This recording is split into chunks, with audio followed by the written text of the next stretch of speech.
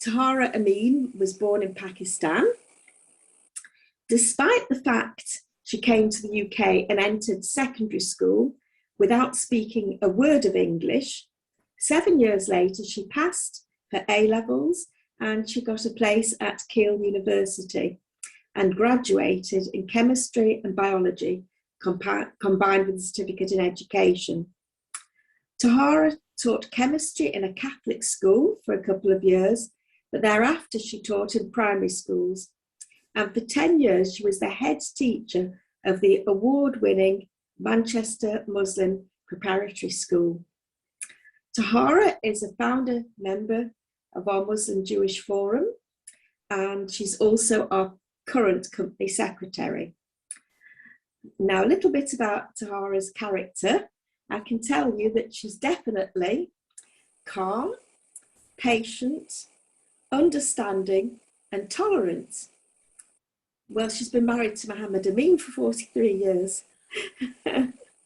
So for those of you who don't know Mohammed, it may be not quite as funny, but those of you who do, hope you don't mind Amin. Well, he's laughing anyway. So no, they're very good friends of mine, and we've been on 10 trips abroad together, haven't we? 9 or 10, to different places of Muslim and Jewish interest. So anyway, just to conclude about Tahara, her native language is Punjabi, and she came to live in the UK almost 60 years ago. So Tahara, we'd be really pleased if you could tell us your linguistics journey. Over to you. Thank you, Heather. Thank you for that introduction. As Heather said, I was born in Pakistan, and my first spoken language was a mixture of Punjabi and Urdu. And obviously my second language was English. But although my spoken language was a mixture of Punjabi and Urdu, I actually learned to recite the Quran, which of course is in Arabic, because my grandmother used to teach the local girls, and I would sit and learn with them.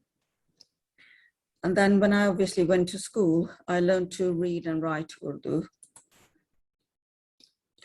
And at the age of 11, I came to England. And at that stage, I didn't speak any English, although my teacher in Pakistan, when she realized I was going to come to England, started to teach me the English alphabet.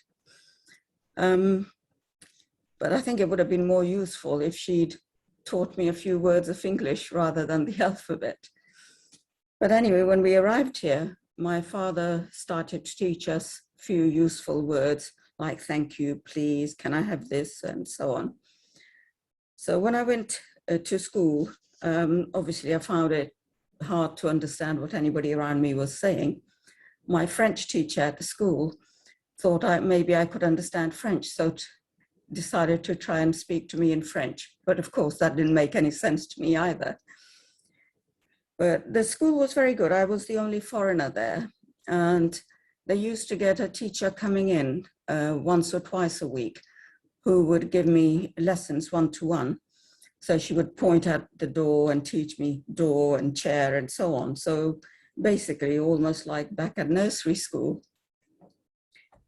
And also because I had 3 younger siblings who were, two of them were in the junior school and one of them was in the infant school, which were just across the road from the secondary school I was in.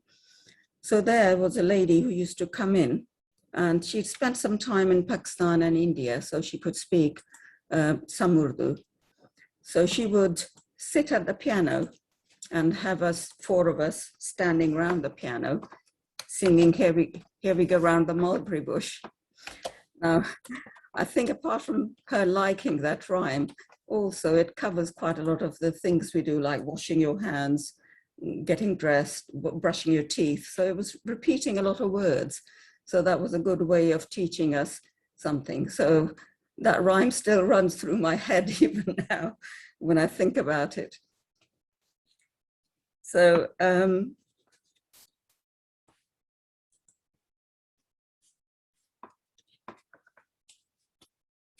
I found that as I was learning English, I could understand people long before I could actually speak.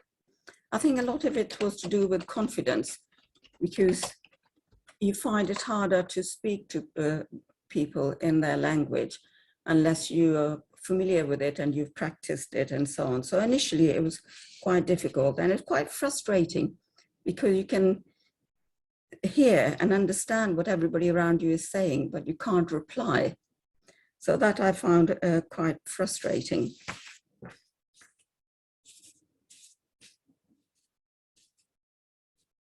And now, question of Heather was asking about whether I dream in English or in Urdu Punjabi. Now, initially, I don't know at what stage that transition happened. Now, obviously, I do think and dream in English, but at first, I would dream in Punjabi or Urdu. And thinking that as well, I would think of the answer in Urdu or Punjabi and then translate it into English once I learned to speak English. And one of the things that I've often thought about, I do like listening to different languages, and I would have liked to have studied other languages. And if I had a wish, I would wish I could pick up a language instantly, because there's no reward greater than talking to somebody in their own language, because you pick up things that you wouldn't normally pick up when you actually speak somebody else's language fully and fluently. So that would be my wish, if that was possible. Then you could talk to anybody anywhere in the world and be at home with them through that language. So thank you.